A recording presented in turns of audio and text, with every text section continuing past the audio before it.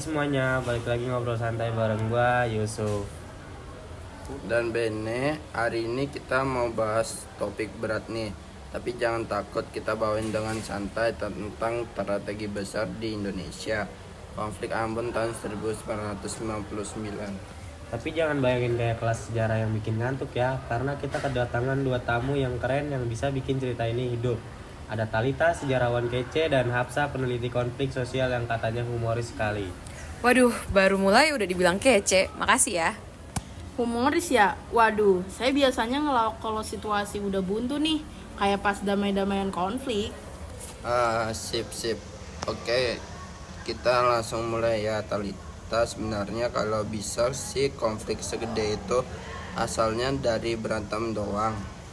Nah, ini dia. Jadi ceritanya sekitar Januari tahun 1999 di Terminal Batu Merah ada seorang sopir angkot nih, agamanya Muslim, ribut sama preman. Nah, si premannya agamanya tuh Kristen. Ya berantem biasa kayak sopir di terminal. Rebutan penumpang sih kayaknya. Tapi masalahnya waktu itu Ambon tuh lagi kayak kering daun gitu. Jadi tinggal nunggu percikan api aja. Wah, kayak bensin numpuk ya. Betul, pas ribut itu dua kelompok kecil ikut-ikutan bela temen masing-masing. Lama-lama tuh jadi rame. Ada yang teriak-teriak, ada yang kabarin kampung sebelah kayak gini. "Oi, kita diserang nih." Dan tahu sendiri kan, Indonesia itu spesialis dalam urusan drama berantai. Satu orang teriak, dua orang marah, tiga orang bawa parang, empat orang bakar pos ronda, begitu aja terus. Aduh, ketawa tapi miris. Nah, ya, akhirnya dalam hitungan jam, keributan lokal berubah tuh jadi kerusuhan kota. Rumah dibakar, gereja dan masjid diserang, jalanan penuh orang bawa senjata tradisional, dan masih banyak lagi. Bayangin aja serem. Terus gimana situasi waktu itu? Ambon tuh kayak jadi dua dunia. Kalau kamu Muslim, kamu gak berani tuh masuk kampung Kristen. Nah sebaliknya, kalau kamu Kristen, takut masuk kampung Muslim. Ada garis-garis tak kasat mata deh di kota itu. Bahkan orang-orang di sana tuh tadinya yang sahabatan bisa tiba-tiba musuhan. Padahal dulu katanya Ambon itu harmonis banget ya. Iya banget, orang Kristen dan Muslim dulu tuh bahkan saling bantu bangun rumah ibadah satu sama lain. Tapi ya itu, kalau orang lagi dihasut ketakutan ya gampang banget hilang semua rasa persaudaraannya. Sedih dengernya. Tapi katanya ada pasukan dari luar juga ya yang datang. Betul banget tuh, ada laskar jihad datang dari Jawa. Mereka sih niatnya tadinya mau bela saudara seiman, ya tapi malah bikin suasana makin keruh. Bukan cuman orang lokal yang ribut, tapi juga ribut gara-gara bawa misi-misi dari luar. Kayak orang lagi berantem berdua, tiba-tiba satu kampung ikut gebukin.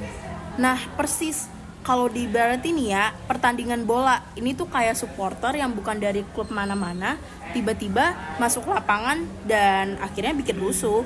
Waduh, amburadul banget ya. Terus kapan pemerintahnya turun tangan? Nah sebenarnya dari awal tuh udah ada upaya pengamanan, tapi karena kurang cepat, kurang tegas, ya akhirnya konfliknya membesar terus. Baru serius tuh tahun 2002 lewat perjanjian Malino II. Semua tokoh agama, tokoh masyarakat dikumpulin tuh di Malino, di Sulawesi Selatan buat mediasi.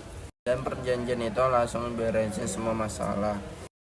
Kalau boleh jujur nih ya, kayak orang berantem 3 tahun, ya nggak mungkin nggak sih baikan cuman pelukan 5 menit. Malino itu startnya, bukan finishnya. Nah setelah itu tuh masih panjang banget deh proses penyembuhannya. Talita, Hapsa, aku penasaran deh. Kalau waktu itu konflik Ambon nggak ditangani, apa sih ancaman serius buat Indonesia? Waduh, banyak banget Bene. Yang pertama, Indonesia itu bisa-bisa mengalami disintegrasi. Bayangin aja, kalau tiap daerah ribut karena beda-beda agama, bisa-bisa negara kita pecah tuh kayak piring jatuh. Ih, serem banget. Berarti ancamannya bukan cuma di Ambon ya? Iya bener banget Yusuf, efeknya tuh bahkan sampai nasional. Kalau daerah lain ikut-ikutan ribut, bisa bikin ekonomi lumpuh, masyarakat saling curiga, dan juga negara kita makin lemah dari dalam. Padahal negara kita kan kayak pelangi, warna-warni tapi satu. Nah benar, kalau pelangi satu warnanya hilang ya namanya bukan pelangi lagi, namanya mendung. Waktu itu tantangan paling berat buat ngatasin konflik ini apa, Antal? Nah banyak banget. Yang pertama, informasi hoaks dan provokasi itu gampang banget nyebar. Zaman itu tuh belum ada WhatsApp, tapi dari mulut ke mulut aja kabar bohong bisa bikin satu kampung ngamuk. Yang kedua, keamanan tuh sangat minim banget. Polisi dan tentara itu tuh terbatas jumlahnya. Sementara yang rusuh kan ribuan orang. Nah, belum lagi ada trauma dari masyarakat. Karena trauma ini, akhirnya warga jadi sulit deh percaya satu sama lain. Mau damai, tapi takut dihianatin lagi. Wih, berat ya. Jadi bukan cuma mengamani jalan, tapi juga mengamani hati orang. Dalam banget itu Ben. Kalau hambatannya apa saja sih waktu itu? Sebenarnya ada beberapa hambatan, Ben. Yang pertama, aparat keamanan sendiri kadang dianggap berat sebelah. Nah, ini nih yang bikin warga tambah curiga. Yang kedua, struktur sosial yang udah terlanjur rusak. Kampung-kampung udah terpisah agama, jadi susah tuh buat ngobrol satu sama lain. Yang ketiga, nggak bisa deh segera ditolong karena jalan rusak dan penuh bahaya. Dan jangan lupa, ego dari elit lokal juga kadang tuh jadi hambatan. Ada yang malah manfaatin konflik buat cari kekuasaan. Jadi beneran deh Tal, ada gangguan dari luar negeri nggak sih yang dukung konflik ini? Ada kayak indikasi gitu. Walaupun data yang nggak selalu gamblang, beberapa kelompok dari luar negeri itu tuh dikabarkan mendanai atau mengirim bantuan ke kelompok tertentu. Termasuk bantuan dana, senjata, bahkan propaganda. Bahkan ada juga tuh isu keterlibatan jaringan internasional yang mau ngetes ketahanan Indonesia sebagai negara multikultur. Pokoknya nih ya, bukan cuman orang Ambon aja deh yang main di situ, tapi juga ada penonton gelap dari luar. Kayak pertandingan sepak bola, tiba-tiba ada sponsor ilegal masuk bahaya.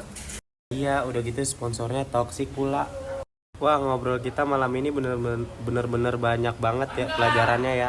Benar, intinya jangan remehkan masalah kecil.